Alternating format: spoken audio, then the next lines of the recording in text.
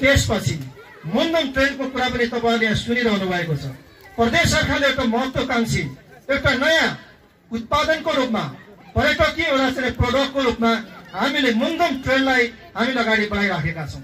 त्यसको एउटा डिटेल एउटा स्टडी त्यसको सम्पन्न भइसकेको छ। निर्माणको काम नै हामी यही आर्थिक वर्षबाट अगाडि बढाउँदै छौं। प्रदेश सरकारले 2 करोड बजेट त राखि नै सकेको छ। स्वीय सरकारको बजेट अनि त्यसपछि अन्य सेक्टरको बजेट समेतलाई सामेल गरेर हामी मुन्दम ट्रेल अगाडि बढाउन गइराखेका छौं। त्यो मुन्दम ट्रेलले यो कुलुङ गाउँपालिकालाई पनि प्रत्यक्ष रूपमा त्यसले छुनेछ र त्यो ट्रेलले जोड्नेछ। यस हिसाबले भन्दाखेरि जुन एयरपोर्टको कुरा जोड्नु भएको छ, यहाँ एकातिर किचना to Sagarmatha fast track road, एकातिर मुन्दम ट्रेन, अर्कोतिर यहाँ 5 पोखरीको कुरा मैले सुनिराखेको छु। सायद मौसमले साथ दियो भने हामी एकछिनमा त्यस ठाउँ भएर हामी फर्किन्छौँ। लगायत यहाँको मतलब चाहिँ प्रकृति, यहाँको यहाँ सबै कुरालाई हेर्दाखेरि एउटा पर्यटकीय हिसाबले आकर्षक एउटा गन्तव्यको रूपमा यो पालिका विकास हुन सक्दछ। त्यसको सम्भावना त्यसको आधार यो पालिकाले बोकेको छ। तपाईहरुले हिजोसम्म कर्णाली अत्यन्तै पछाडि परेको असाध्य विकट साह्रै मतलब चाहिँ दुःख पाएको पीडा भोगेको एउटा गाउँको रूपमा तपाईहरुले हिजोसम्म तपाईले ठान्नुभयो, त्यो महसुस गर्नुभयो। हिजोको अवस्थामा त्यो थियो नै, तर यो तपाईहरुको महाकुलुङ अब छिट्टै नै सबभन्दा धनी, सबभन्दा विकसित, सबभन्दा समृद्ध पालिकाको रूपमा यस क्षेत्रले विकास गर्ने मैले ठानेको छु। किनभने प्रदेश सरकारकै योजनासँग जोडेर हेर्ने हो भने अघि नै पनि मान्य सदस्यहरूले कुराहरू उठाइसक्नु भएको छ। हामीले यस क्षेत्रलाई समेत प्रत्यक्ष रूपमा जोड्ने गरिकन प्रदेश सरकारले एउटा महत्त्वकांक्षी परियोजना अगाडि बढाएको छ। हामीले भनेका छौं कि नेपालको सबभन्दा होचो भाग केचना कवलदेखि संसारको सबभन्दा अग्लो सगरमाथालाई जोड्नको निम्ति हामीले केचना टु सगरमाथा फास्ट ट्र्याक रोडको हामीले परिकल्पना गरेका छौं। त्यो अहिले अध्ययनको क्रममा छ। त्यसको एउटा टेबल स्टडी सकेर डीपीआर तयार गर्ने काममा अहिले हामी अगाडि बढिरहेका छौं। त्यो यही क्षेत्रबाट त्यो फास्ट ट्र्याक बन्दैछ। हामीले 3टा अवस्थाबाट, एउटा ओभरग्राउन्ड रोडबाट, एउटा टनेल रोडबाट, एउटा हामीले केबल कारको एउटा माध्यमबाट हामीले यो फास्ट ट्र्याक रोडलाई हामीले कम्प्लिट गर्ने एउटा महत्त्वकांक्षी योजना परियोजना हामी अगाडि सारेका छौं। अनि नेपाल प्रकृतिले धनी छ, नेपाल संस्कृतिले धनी छ, नेपाल जात जातिहरूको विविधताले धनी छ, नेपाल अन्य ऐतिहासिकताले धनी छ, नेपाल जैविक विविधता लगायतका सबै कुराले नेपाल असाध्यै नै धनी छ। नेपाल संसारकै निम्ति एउटा अनुसन्धानको एकमात्र थलो हुन सक्दछ, रिसर्च सेन्टर हुन सक्दछ। यस रूपमा नेपालले हामीले विकास गर्ने हो। आज यहाँ आइपुग्दै गर्दा यही महाकुलुङ एउटा पर्यटकीय गन्तव्य स्थलको रूपमा विकास गर्न सक्ने एउटा गतिलो ठाउँ रहेछ, पालिका रहेछ। मैले यहाँ आइसकेपछि त्यो महसुस गरेको छु।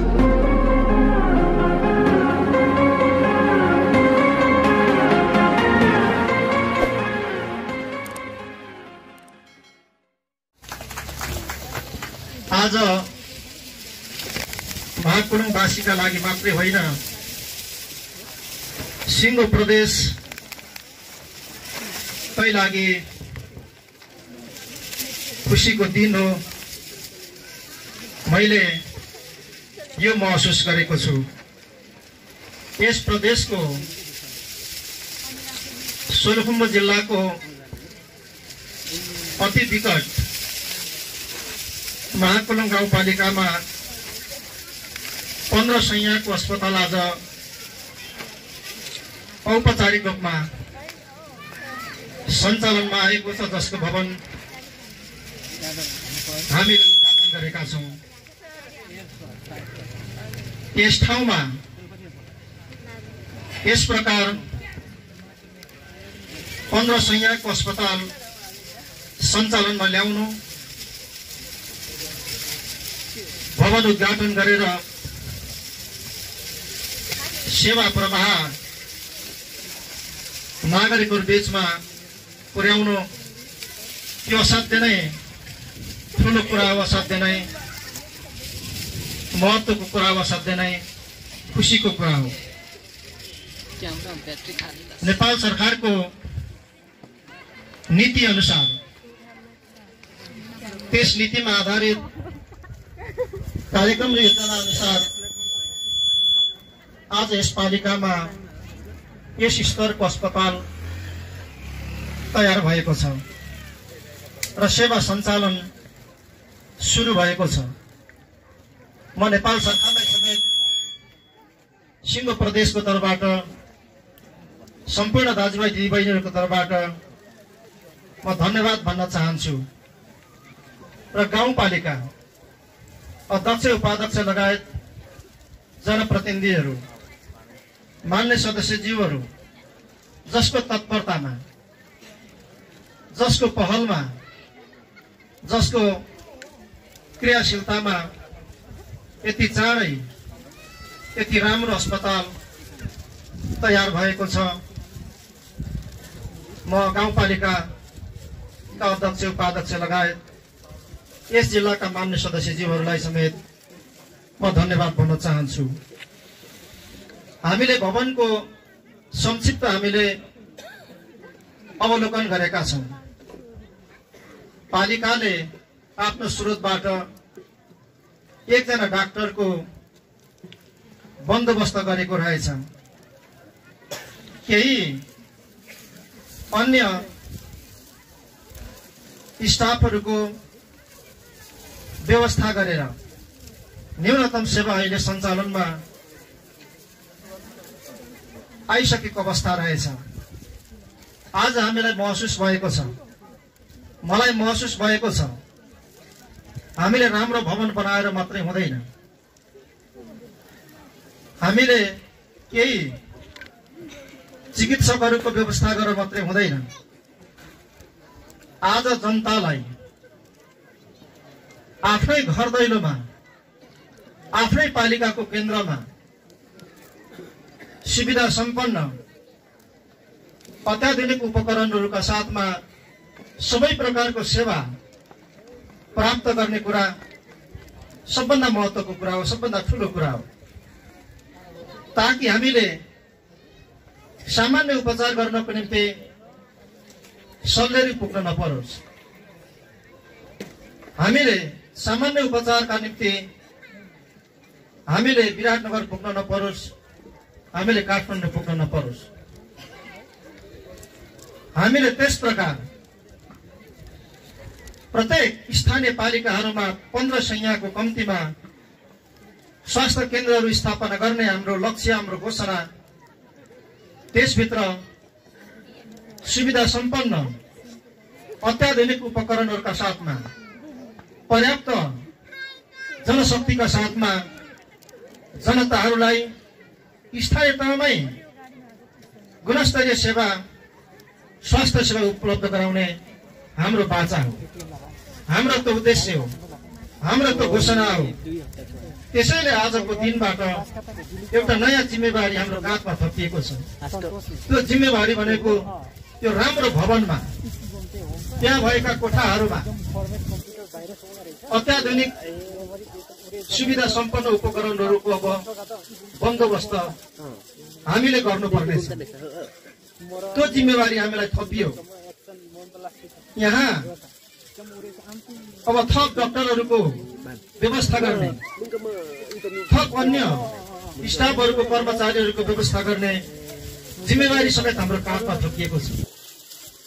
म तपाईलाई विश्वास दिलाउन चाहन्छु, स्थानीय पालिका, प्रदेश सरकार र संघीय सरकारको बीचमा समन्वय गरेर सहकार्य गरेर हामी यस अस्पताललाई सुविधायुक्त सबै प्रकारका सेवाहरू, गुणस्तरीय सेवाहरू उपलब्ध गराउने एउटा स्वास्थ्य केन्द्रको रूपमा यसलाई हामी छिट्टै नै विकास गर्नेछौँ, स्तर उन्नति गर्नेछौँ। म त्यो वचनबद्धता सहित तपाईहरुलाई विश्वास दिलाउन चाहन्छु। हामी यति बेला नयाँ युगबाट हामी गुजिराखेका छौँ। हाम्रो देश यति बेला नयाँ युगमा छ। यो युगलाई हामीले भन्ने गरेका छौं कि यो युग शान्तिको युग हो। लामो द्वन्द्वको अवस्थाबाट, लामो राजनीतिक अस्थिरताको अवस्थाबाट, लामो राजनीतिक संक्रमण कालको अवस्थाबाट देशलाई हामीले स्थायी शान्तिको एउटा बाटोमा, स्थायी शान्तिको युगमा हामीले लिएर आएका छौं। लामो राजनीतिक अस्थिरताको अन्त्य गरेर देशलाई हामीले राजनीतिक स्थिरता र स्थायित्वको युगमा हामीले लिएर आएका छौं। यति बेला देशमा स्थिर सरकार छ, देशमा यति बेला बलियो सरकार छ। हिजो 6 महिनामा बन्ने, 6 महिनामा ढल्ने सत्ताको खेलमा सबै दलहरू रम्ने झुम्ने र त्यही खेलमा प्रतिस्पर्धा गरिरहने अवस्था थियो। आज देशमा त्यो अवस्था छैन। त्यो अवस्थाको अन्त्य गरेर नेपाली जनताको सुझबुझबाट दलहरूको गठबन्धन तयार गरेर मुलुकलाई शान्ति दिनको लागि, स्थिरता दिनको निम्ति आह्वान गरेको कुरालाई जनताले समर्थन गरेर आज देशमा पहिलो पटक स्थिर बलियो सरकार तयार भएको छ। यसरी यो युग राजनीतिक स्थिरताको युगको, राजनीतिक स्थायित्वको युग हो। देश सुशासनको बाटोमा अगाडि बढेको छ। हिजो सुशासन भनेको के हो अत्तो पत्तो थिएन, कसैले महसुस थिएन। तर आज सुशासनको आज महसुस गाउँ गाउँमा, कुना काप्चामा आज भइराखेको छ। आज कोही पनि अपराध गर्ने मान्छेहरू उम्कन सक्ने अवस्था छैन। जुनसुकै ठुल्ठुला हैसियतमा बसेका, ओहदामा बसेका हुन्, जुनसुकै पदमा बसेका हुन्, जुनसुकै व्यवसायमा बसेका हुन्, तर आज अपराध गर्नेहरूलाई, अनियमितता गर्नेहरूलाई राज्यले छोडेको छैन, सरकारले छोडेको छैन।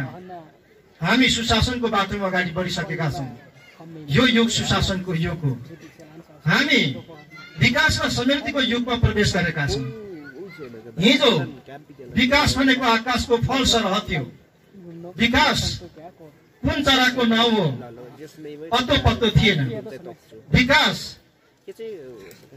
कहाँ प्राप्त हुन्छ, विकास कसले दिन सक्छ, हामी जनताहरूलाई थाहा थिएन।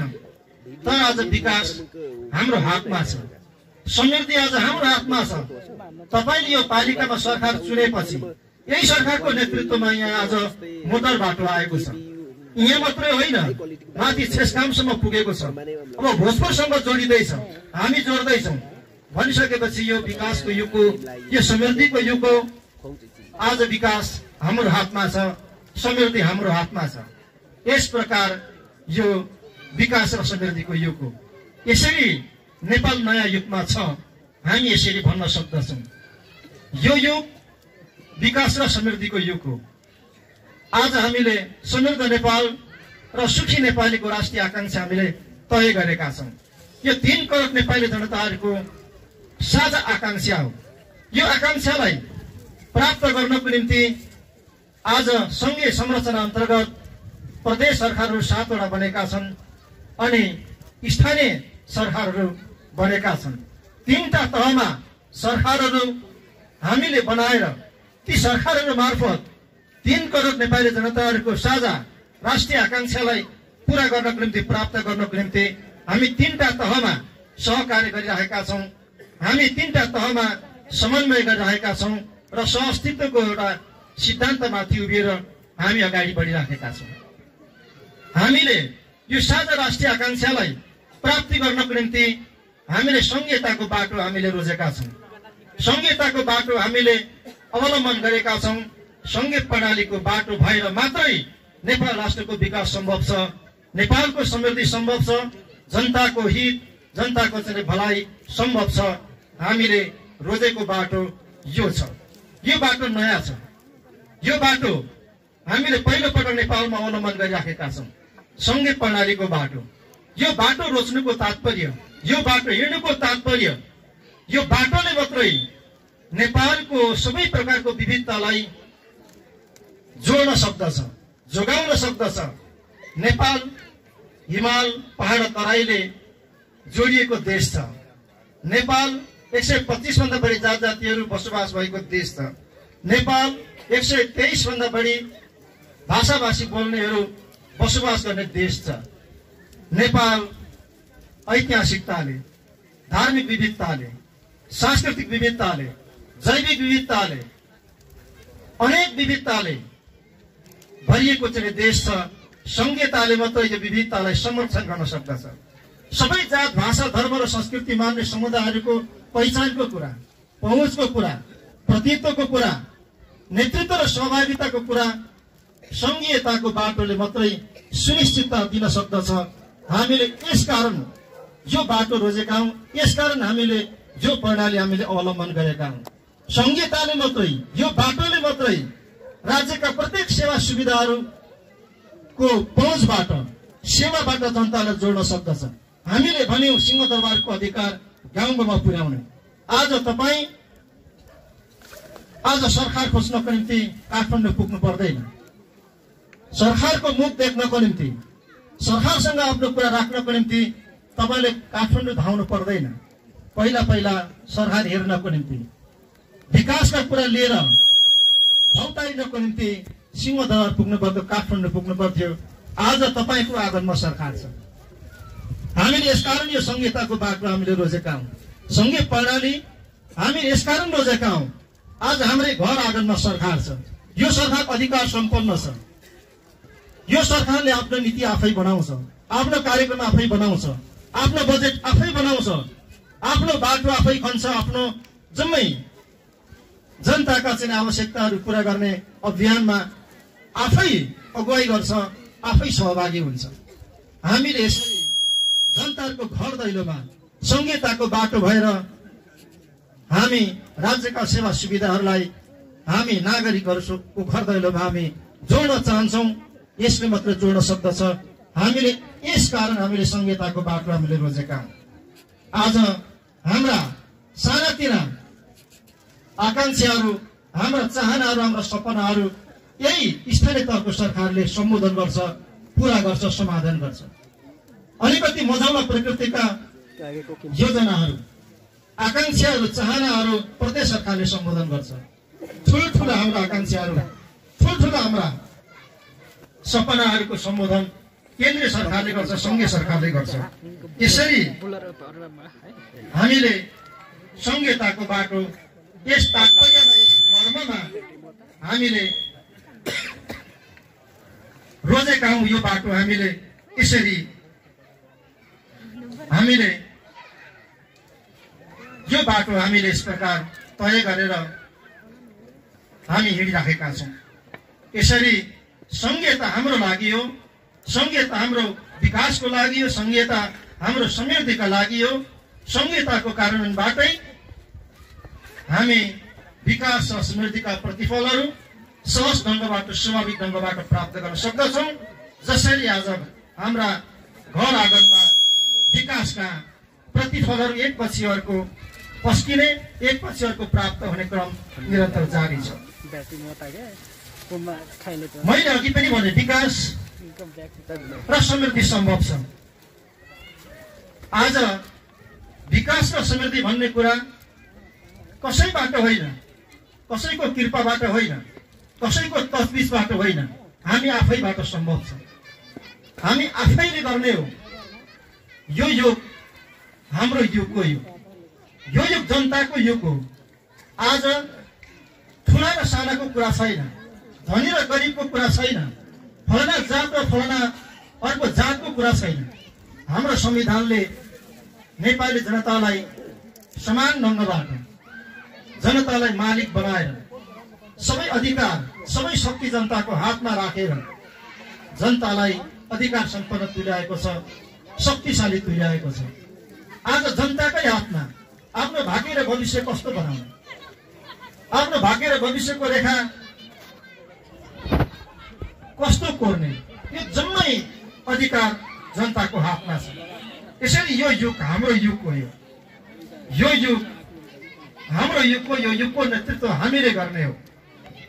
त्यसैले आज तीनटा तहमा निर्वाचित सरकारहरू शासकको रूपमा होइन, शासक बन्नका निम्ति होइन, शासकको रूपमा, ठुलो मालिकको रूपमा, तर जनताहरूबाट, नागरिकहरूबाट ठानिनको लागि होइन, जनताको सेवाका निम्ति हामी निर्वाचित भएका हौं।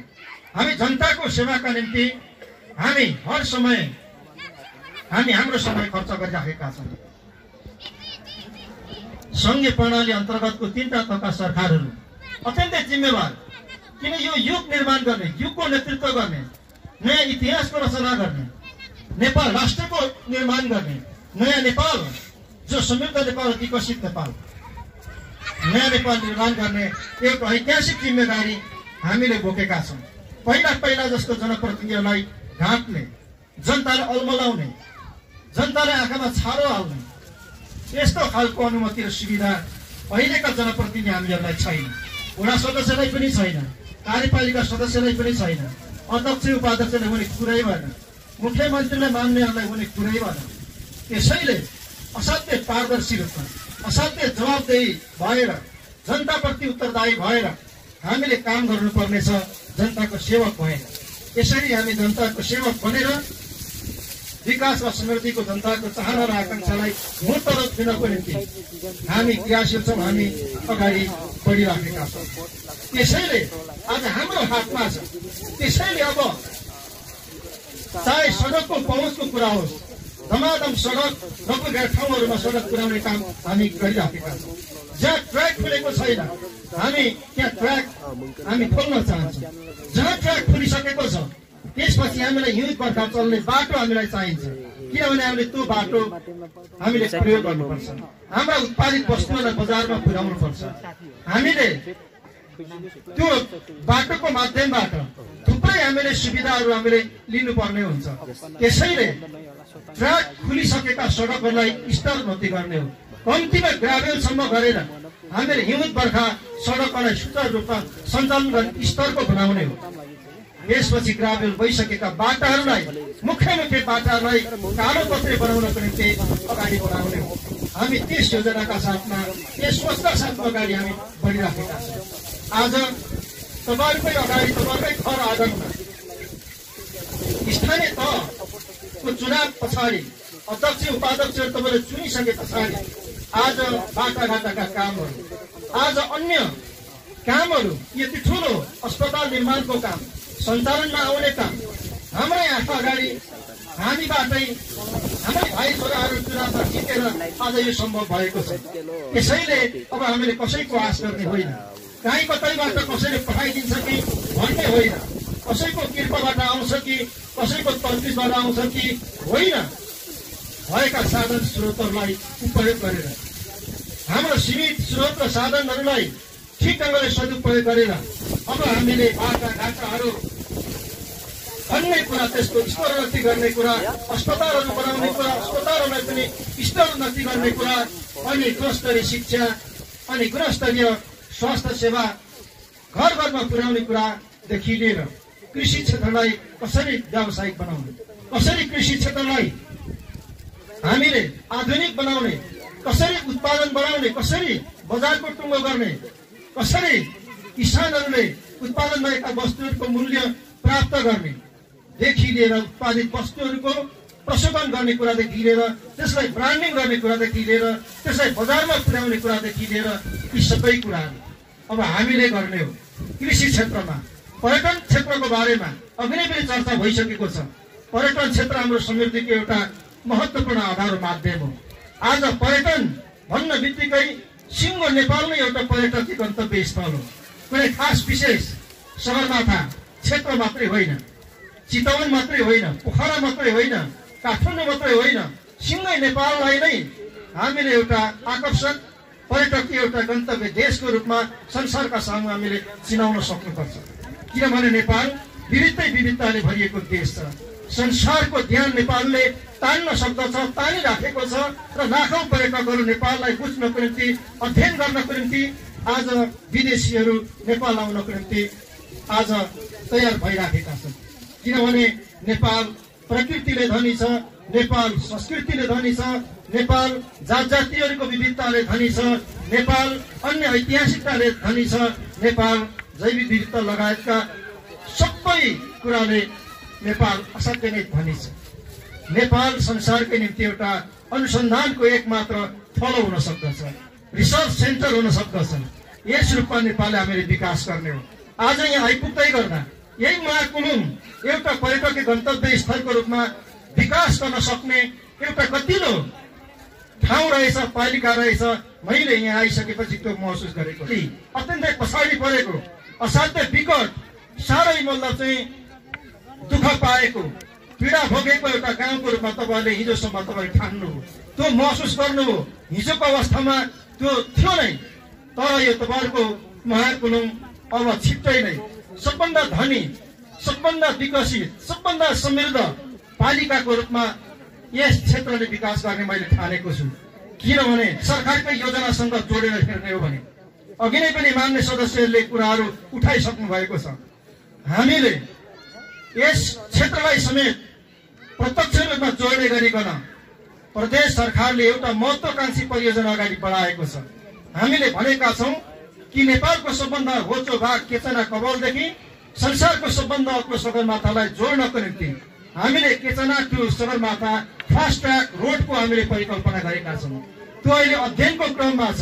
त्यसको एउटा टेबल स्टडी सकेर डिपिआर तयार गर्ने काममा अहिले हामी अगाडि बढिरहेका छौँ। त्यो यही क्षेत्रबाट त्यो फास्ट ट्र्याक बन्दैछ। हामीले 3टा अवस्थाबाट, एउटा ओभरग्राउन्ड रोडबाट, एउटा टनेल रोडबाट, एउटा हामीले केबल कारको एउटा माध्यमबाट हामीले यो फास्ट ट्र्याक रोडलाई हामीले कम्प्लिट गर्ने एउटा महत्त्वकांक्षी योजना परियोजना हामीले अगाडि सारेका छौँ। अघि नै एउटा सडकको कुरा तपाईँले यहाँ सुन्नुभयो, मान्यज्यूले राख्नुभयो र यहाँ ध्यानाकर्षण गराउने क्रममा पनि ज्ञापन पत्रमा पनि त्यो उल्लेख गर्नुभएको छ कि सङ्घले हस्तान्तरण गरेको एउटा सडक जसको नाम अघि नै यहाँहरूको बिचमा त्यो प्रस्तुत भइसकेको छ, त्यो सडक प्रदेश सरकारलाई हस्तान्तरण निर्णय भइसकेको छ, चिठी प्राप्त भइसकेको छ। अब त्यसलाई हामीले औपचारिक रूपमा प्रदेशले जिम्मा लिएर त्यो सडक अगाडि बढाउने कुरामा म तपाईँलाई वचन दिन चाहन्छु कि त्यो सडक तलमाथि हुँदैन, त्यो सडकलाई हामी अगाडि बढाउँछौँ। त्यसपछि मुन्दम ट्रेनको कुरा पनि तपाईँहरूले यहाँ सुनिरहनु भएको छ। प्रदेश सरकारले एउटा महत्त्वकांक्षी, एउटा नयाँ उत्पादनको रूपमा, पर्यटकीय एउटा चाहिँ प्रोडक्टको रूपमा हामीले मुन्दम ट्रेनलाई हामीले अगाडि बढाइराखेका छौँ। त्यसको एउटा डिटेल एउटा स्टडी त्यसको सम्पन्न भइसकेको छ। निर्माणको काम नै हामी यही आर्थिक वर्षबाट अगाडि बढाउँदैछौँ। प्रदेश सरकारले 2 करोड बजेट त राखि नै सकेको छ, सुई सरकारको बजेट अनि त्यसपछि अन्य सेक्टरको बजेट समेतलाई सामेल गरेर हामी मुन्दम ट्रेन अगाडि बढाउन गइराखेका छौँ।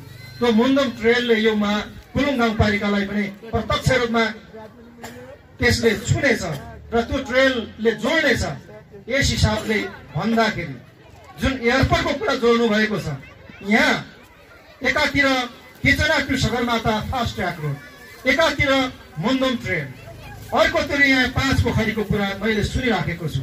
सायद मौसमले साथ दियो भने हामी एकछिनमा त्यस ठाउँ भएर हामी फर्किन्छौँ।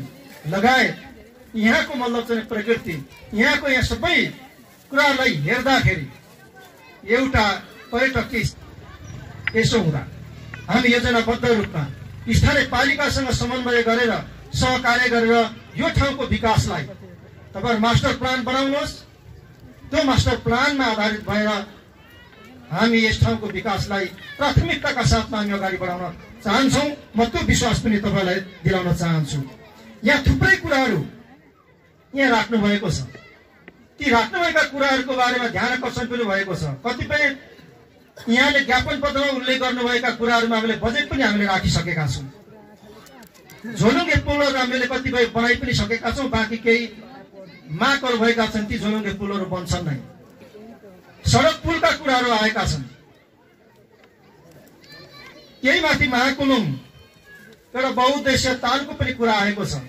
सायद त्यहाँ पनि प्रदेश सरकारले बजेट छुट्याएको छ। यसरी यी थुप्रै कुराहरू यहाँले राखिसक्नु भएको छ।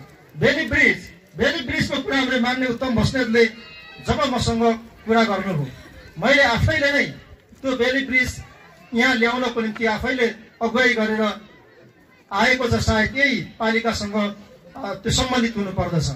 यसरी हामीले थुप्रै योजनाहरूलाई उच्च प्राथमिकतामा राखेर हामी अगाडि बढिराखेका छौँ।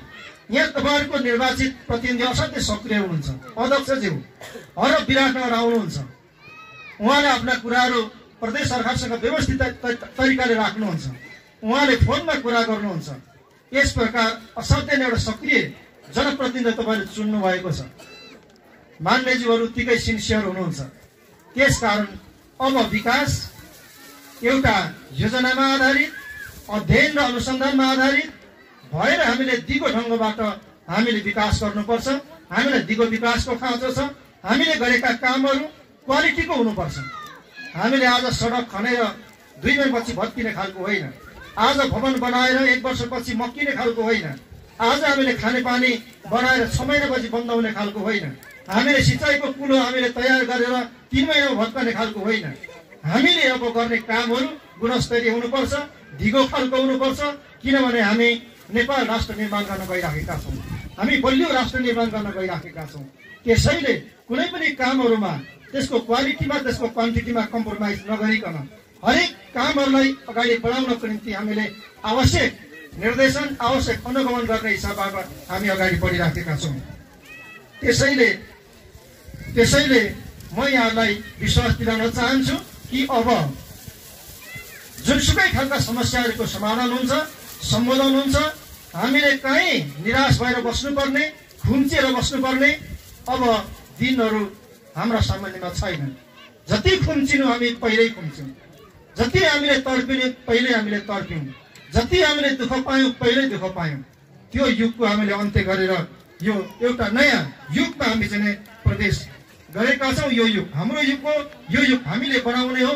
त्यसैले ढुक्कले जम्मैले विकास र समृद्धिको एउटा बाटोमा, मूल बाटोमा पाइला राखेर योगदान गर्ने हो। अब हिजोका दिनमा जस्तो खुट्टा तान्ने, कुरा काट्ने, अब ती दिनहरू पनि सकियो। अब जम्मैले विकास र समृद्धिको मूल बाटोमा खुट्टा राख्ने हो। जुनसुकै झन्डाले, जुनसुकै पार्टीले, जुनसुकै मतदाताले विकासको चाहिँ मूल बाटोमा पाइला राख्ने, सकारात्मक सोच राख्ने, जति सकिन्छ योगदान गर्ने, हरेक कामको निगरानी गर्ने, खबरदारी गर्ने, राम्रो काम गर्ने, त्यसको प्रतिफल राम्रो प्राप्त गर्ने अनि खुसीका साथमा उज्यालो अनुहार बनाएर उपभोग गर्ने दिन यो हो, युग यो हो। बाटो हामीले त्यस प्रकार विशाल एउटा तयार गरेका छौँ। जति दुःख पाउनु, जति अल्मलिनु, जति तर्पिनु, हिजो हामी चाहिँ अल्मलिनु तर्प्यौँ। हिजो हाम्रो नेपाली समाज र नेपाली राजनीति असाध्यै बरालियो, असाध्यै अल्मल्यो। तब हामीले अनेक गोरेटारतिर हिँड्यौँ, जङ्गलतिर हिँड्यौँ, मूल बाटोमा पनि हिँड्यौँ, अनेक बाटाहरू चाहन्यौँ। अन्तिममा एउटा ठुलो मूल बाटो हामीले फेला पार्यौँ। जम्मैले ठुलो मूल बाटो फेला पारेर आज विशाल मूल बाटोमा जम्मै एक ठाउँमा पाइला राखेर हामी हिँडिराखेका छौँ। त्यसैले अब अल्मलिनु पर्ने दिनहरू छैनन्, कहीँ भौतारिनु पर्ने दिनहरू छैनन्। मूल बाटोमा पाइला राख्ने, ढुक्कले अगाडि बढ्ने, देश बनाउने, आफ्नो ठाउँ बनाउने, गाउँ बनाउने यो एउटा सुन्दर बेलामा तपाईँ हामी चाहिँ आइपुगेका छौँ। यो हामीले ल्याएको हो। फेरि यो कसैले हामीलाई यो परिस्थिति, यो अवस्था ल्याइदिएको होइन, बनाइदिएको होइन। यो हामीले नै हाम्रो सुविचारित हाम्रा नीतिहरूबाट, हाम्रा सही विचारहरूबाट, सही राजनीतिक एउटा कार्यदिशाहरूबाट निर्देशित भएर हामीले नेपाली समाज र नेपाली राजनीतिलाई यो ठाउँमा लिएर आएका हौँ। आज मुलुकलाई स्थिर र बलियो सरकार दिने कुरा पनि यो कुनै काकतालीबाट होइन, चिट्ठाबाट होइन। मुलुकलाई यो कुराको खाँचो छ, त्यो खाँचोलाई पुरा गर्ने जिम्मेवारी हाम्रो भन्ने ठानेर चुनावका बेला गठबन्धन गरेर मुलुकलाई हामीले यो प्रकारको स्थिर बलियो सरकार हामीले दिएका हौँ, दिन सकेका हौँ। त्यसैले अब देशमा राजनीतिक स्थायित्वको, स्थायी शान्तिको, सुशासनको, विकास र समृद्धिको एउटा बलियो एउटा बाटो तयार भएको छ, आधार तयार भएको छ। यो बाटोका माध्यमबाट हामीले समृद्ध नेपाल र सुखी नेपालीको चाहना प्राप्त गर्ने हो। यो सुखका दिनहरू प्राप्ति गर्नका निम्ति तपाईँ हामी हाते मालो गरेर अगाडि बढौँ। आज यहाँले बोलाउनु भएर जति पनि कुराहरूको ध्यान आकर्षण गराउनु भएको छ। अझै हाम्रो अध्यक्षज्यूले म एउटा फाइल दिनै बाँकी छ। उहाँले भरे बोलेर यहाँहरूको बिचमा सबै पढेर अनि यहाँ सबैलाई साक्षी राखेर मात्रै मुख्यमन्त्रीजीले हस्तान्तरण गर्छु भन्नुभएको छ। ती कुराहरू समेतलाई राम्ररी अध्ययन गरेर, मान्यज्यूहरूसँग समन्वय गरेर, परामर्श गरेर अनि पालिकासँग समेत अझ थप छलफल परामर्श गरेर यहाँको मुख्य समस्याहरूलाई तपाईहरुका चाहिँ मागहरूलाई सम्बोधन गर्ने समाधान गर्ने बाचा र वचनबद्धता व्यक्त गर्दै आजको यो अत्यन्तै महत्त्वपूर्ण प्राथमिक अस्पताल जो आज उद्घाटन भएको छ सञ्चालनमा आएको छ तपाईलाई बधाई ज्ञापन गर्दै शुभकामना व्यक्त गर्दै उत्तरोत्तर प्रगतिको कामना गर्दै यहाँको बीचबाट म